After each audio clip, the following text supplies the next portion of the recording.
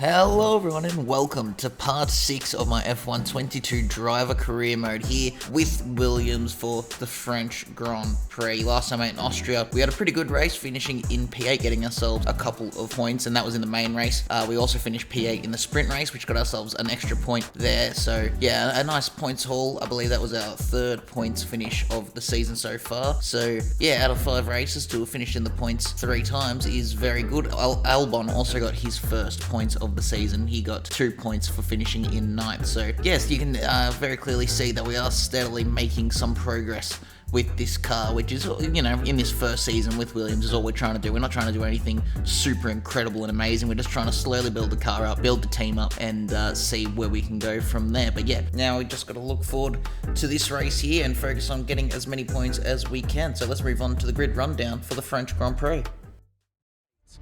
It's time to take a look at our starting grid for today's race. World champion Max Verstappen starts from pole position, and a very happy Carlos Sainz will start second. Looking down the rest of the grid, we have Perez, Leclerc, Lando Norris and Ricciardo, Fernando Alonso, Ocon, Gasly and Yuki Tsunoda, Magnussen, Hamilton. They'll be starting further back after an earlier grid penalty. Mick Schumacher and Joe. Stroll, Russell, they've taken a grid penalty. Alex Albon and Valtteri Bottas. Vettel and Benjamin. With preparations almost complete, let's head down to the track.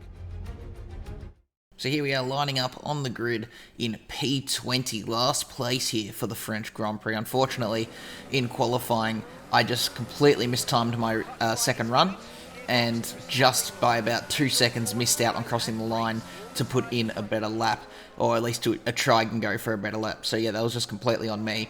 And we've got a lot of work to do ahead of us here in this French Grand Prix if we want to have a look at scoring some points. Even saying that, our pace around here doesn't seem to be awesome. Albon only just up ahead in P17 there, and he did do his full qualifying run, so this could be a difficult one coming up for us here. But yeah, you never know what's going to happen with qualifying crashes, safety cars. Yeah, who knows? But anyway, here we go on the grid. 5 red lights, and we are away for the French Grand Prix. They held the lights there for quite a bit, and it is quite frankly a horrific start for us. The entire field just pulling away there, even using overtake mode now to try and just keep up a little bit as we head into turn 1. Vettel breaks his front wing there, so we're going to go around the outside of him there nice and easily and get ourselves into P19 just behind our teammate. So Albon has lost a spot off the start there. Unfortunately, you can see we've got George Russell starting down here at the back with us as well. I'm not too sure what happened there. But yeah, he's going to be charging through the field, and he'll be one to keep an eye on as we head through this race as well. You can see just trying to see if I can find any way around some other cars, but unfortunately it's just a massive wall of Formula 1 cars ahead of me as Albon gets ahead of Bottas there, so at least he's able to do something as we now head down the back straight. We've got Vettel all over the back of us, so even though he's got that damaged end plate there, it seems to be that, yeah, it doesn't affect him too much, at least around this circuit on the first lap. But out of nowhere, we are alongside Valtteri Bottas in the Alfa Romeo, and want to try and turn this into an overtake. It wasn't meant to be to begin with, but just everyone in that concertina effect there through the chicane, just slowing right up. And I happen to be in a position to get alongside the Alfa Romeo as we go side by side through the flat out right there, and just about running a little bit wide onto that outside curb. We hold it though, and we hold on to P18 now, and we're going to look to chase down our teammate Alex Albon as he's all over the back of Lance Stroll at the moment. But you can just see how much of a train we've got going on here with all these cars just sitting next to each other. And at the last second, we're going to dive it to the inside there at the last corner, and our teammate catch him out by surprise a little bit and get ourselves alongside as we now head down towards turn 1 to start lap 2. Obviously Albon getting the better run there, but he actually gets blocked in by Stroll, who moved over to the inside to defend from him, and so we're going to possibly go for a double overtake into turn 1 here. We've got Albon, we're side by side with the Aston, and we're through into P16 there, so yeah, that certainly came out of nowhere. It was looking like we were going to drop back behind Alex, and then all of a sudden we've made a double overtake there. So that's worked out very well for us, as Russell also trying to make a double overtake of his own, getting ahead of Schumacher. He was also trying to get ahead of Zhou, but Zhou able to pull ahead there. But that is the Mercedes through to P14 now. Like I said, he's going to be very quick trying to move his way through the field after starting right down the back in like P18, I believe it was. But now it's not going to plan for him because Schumacher up ahead going alongside. He's going to go to the outside of the chicane. We've also got Stroll going to our outside of the chicane. Schumacher gets back ahead of Russell, but we are able to defend from Stroll, and actually Albon trying to have a little look there at the Aston Martin as well. But as we now cut to lap 5, you can see it is Zhou ahead of us now. So Schumacher and Russell have both been able to get ahead of the Alfa Romeo, and now it's our turn to go around the outside of turn 1, inside for turn 2, and that is us into P15. So yeah, we're slowly just ticking away at the positions here on lap 6. No safety cars or anything to really take note of at this point of the race. As we now cut to lap 7, George Russell once again going to go for a move on Mick Schumacher down the back straight towards the chicane. Is he going to go to the inside or outside? He's going to go to the inside. The outside does seem to be the better line for overtaking here, but Schumacher runs it wide. He must have just locked up there, and he's completely thrown it away, thrown the position out the window. And Russell, you can now see about 3.1, 3.2 seconds up the road, and we are now the car trying to challenge Schumacher for a position for P14 here. As we head down the back straight, we've got DRS enabled, using some ERS. We're in the slipstream. Are we going to go to the inside or outside? We go outside as we head towards the chicane. I just find that to be the better overtaking maneuver in this corner. I hold on a bit better, as you can see, carrying more corner speed there, and we get the position off of the German in the Haas, and that is us into P14 for now, and that is a massive gap ahead of us to try and close down, but that's all we can really do for now. As we cut to lap 12, you can see the cars ahead just pulling further away. We couldn't really pull away from Schumacher, and it is time for us to come in to the pit lane for our one and only pit stop of the race, from the mediums to the hards. And Schumacher actually continuing on there, but we do have other cars coming into the pit lane. Russell came in last lap to see if he could get an undercut, but I believe he actually had to replace his front wing, so he must have chipped it, maybe racing there with Schumacher, or maybe he caught up to a car ahead and damaged it racing them. But we are going to be very close to Russell, is our predicted re-entry point on the track, so we've got to hope and get as good a pit stop as possible. 2.4 seconds, not bad. There is quicker, but yeah, that's really not a bad pit stop for us. As there we go, pit limiter disabled. We're going to come and rejoin the track. It's going to be very, very close with the Mercedes. We come back on the track, and it is so close to being a crash there with Russell. He just left us no room on the re-entry, but he has gotten ahead of us there.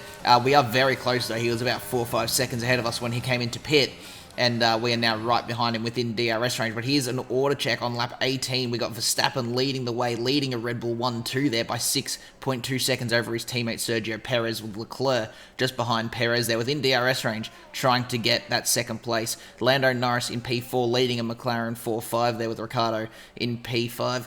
And yeah, those guys doing well, looking to score some good points for the British team. Sainz in the Ferrari, pretty disappointing for him there in that very fast car to be in P6, with Alonso just behind him in P7.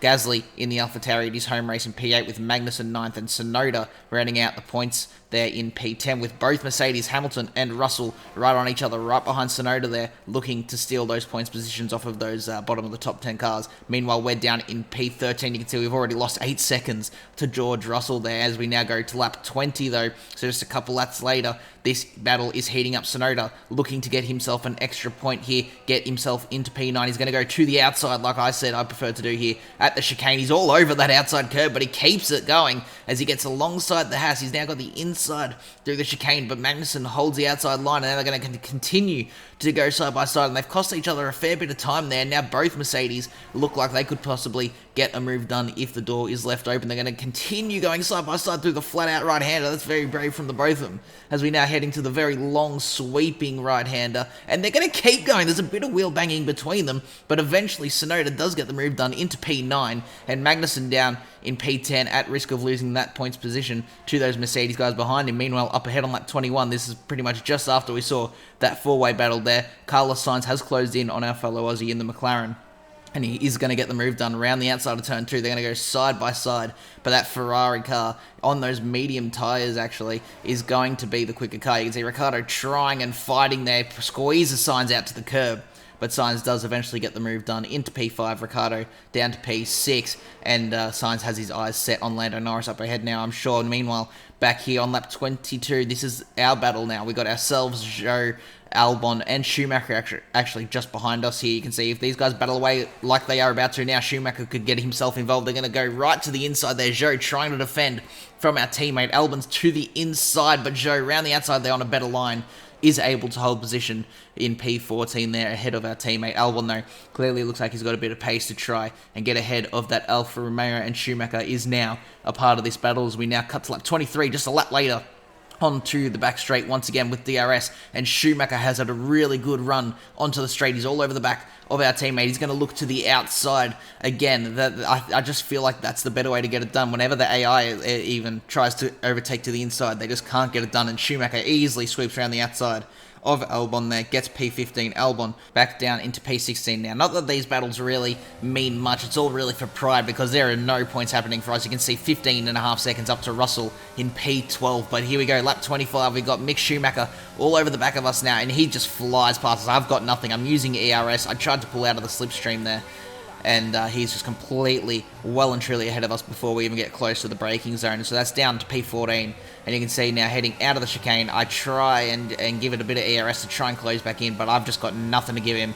And as we now cut to the final lap of the Grand Prix here, it is going to be P14 for us. Joe tries to close in, but yeah, unfortunately, not much we could do here. And that's the end of the race. We'll see you in Parc Fermé.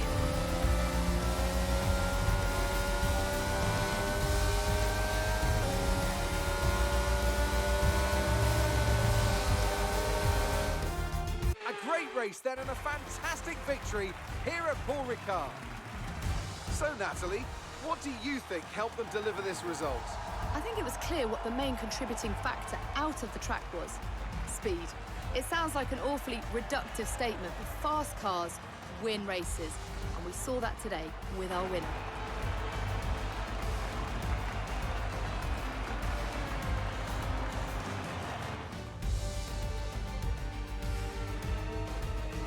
Red Bull are our winners today after showcasing some incredible driving.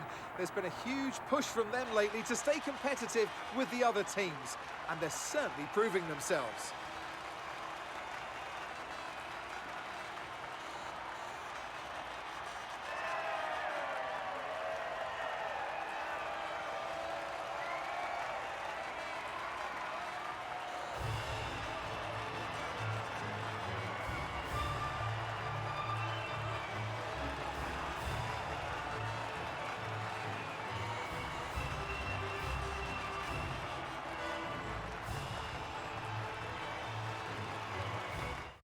So here we are with the results for the French Grand Prix. It is a Red Bull 1-2 there. Max Verstappen taking the win by 6 seconds over his teammate Perez. Leclerc finishes P3. Lando was able to hold on for P4 ahead of Carlos Sainz in P5. Ricciardo in P6. Fernando Alonso for Alpine's home race in P7. Gasly for his own home race in P8 ahead of his teammate Tsunoda in 9th. And Magnussen rounds out the top 10 there and gets the final point of the race. But either Mercedes were not able to get the position off of him, although Russell and Hamilton did switch spots in the end there. And then Schumacher was in 13th, ourselves in P14, scoring no points today. We just didn't quite have the pace. You can see finishing over a minute behind race winner Max Verstappen there. And then Joe in 15th, and our teammate in P16 also didn't really have that much pace, which yeah, just goes to show how much work we have left to do, and we can't really get blindsided by the fact that we've had a few good races just before. Now, in terms of the driver's standing, Sergio Perez leading by 30 points. He's got over a race win's worth of points over P2 and P3 because Sainz and Leclerc in the Ferraris equal points there. Yeah, they're fighting each other for second, but also they've got to try and work together to close in on Perez because he's got a good lead at the moment. And then it's Verstappen in 4th. Ourselves, we are sitting in P10 still. On 17 points, a couple of points ahead of Ocon and Gasly. Albon down in P18, only on 2 points there that he scored last time out in Austria. So yeah, nothing to really gain from us here at the French Grand Prix, other than just some knowledge on what we really need to work on in the car. In terms of the constructors, that's a bit closer. 4 points between Red Bull and Ferrari there, and then it's an 80-point gap back to Mercedes, who sort of find themselves in a bit of a battle with McLaren at the moment. Meanwhile, we've dropped from 6th to 7th after AlphaTauri were able to gather a couple of points here this time out, with Gasly and Tsunoda both finishing in P8 and P9. So yeah, again, it wasn't really that... I'm just going to say it wasn't that exciting of a race. I'm pretty sure I showed every battle that there was throughout the race, you know, barring maybe 1 or 2 just straight DRS overtakes that happened that really didn't mean much in terms of finishing positions, you know, surrounding me or the general story of what's happening in this season. But yeah, you can see in terms of the rivalry, we are still beating Sebastian Vettel there. Aston Martin are very clearly the slowest car, at least in this season, so Vettel and Stroll very much struggling. They are the bottom of the constructors, and I believe only Vettel has scored 2 points so far in this season. But yeah, just focusing on our driver acclaim there, because obviously in the driver career mode, that is very important to where you can sign contracts come the end of the season. And our main goal in this career mode, obviously, we are a Mercedes young driver. We are trying to get into that top team there to win our World Drivers' Championship. So, while it is nice to root for the team and root for Albon and that, we've got to mainly focus on ourselves. But yeah, guys, that is it for this video. If you did enjoy, make sure to leave a like and subscribe if you want to see more content like this in the future. And I'll see you all in the next one. Goodbye.